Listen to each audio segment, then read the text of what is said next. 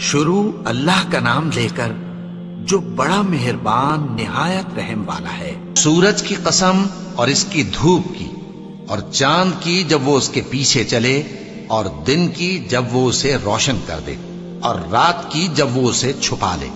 اور آسمان کی اور اس ذات کی جس نے اسے بنایا، اور زمین کی اور اس ذات کی جس نے اسے پھیلایا، اور نفس انسانی کی اور اس کی جس نے اسے درست کر کے بنایا۔ پھر اس کو بدکاری سے بچنے اور پرہیزگار بننے کی سمجھ دی کہ جس نے اپنے نفس کو پاک رکھا وہ مراد کو پہنچا،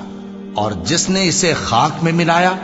وہ نامراد رہا۔ قوم سمود نے اپنی سرکشی کے سبب پیغمبر کو جھٹلایا۔ جب ان میں سے ایک نہایت بدبخت اٹھا تو اللہ کے پیغمبر صالح نے ان سے کہا کہ اللہ کی اونٹنی اور اس کے پانی پینے کی باری سے خبردار رہو، مگر انہوں نے پیغمبر کو جھٹلایا۔ پھر اونٹنی کو مار ڈالا تو ان کے رب نے ان کے گناہ کے سبب ان کو نیست و نابود کر دیا، پھر سب کو برابر کر دیا، اور اللہ کو ان کے بدلہ لینے کا کچھ بھی ڈر نہیں۔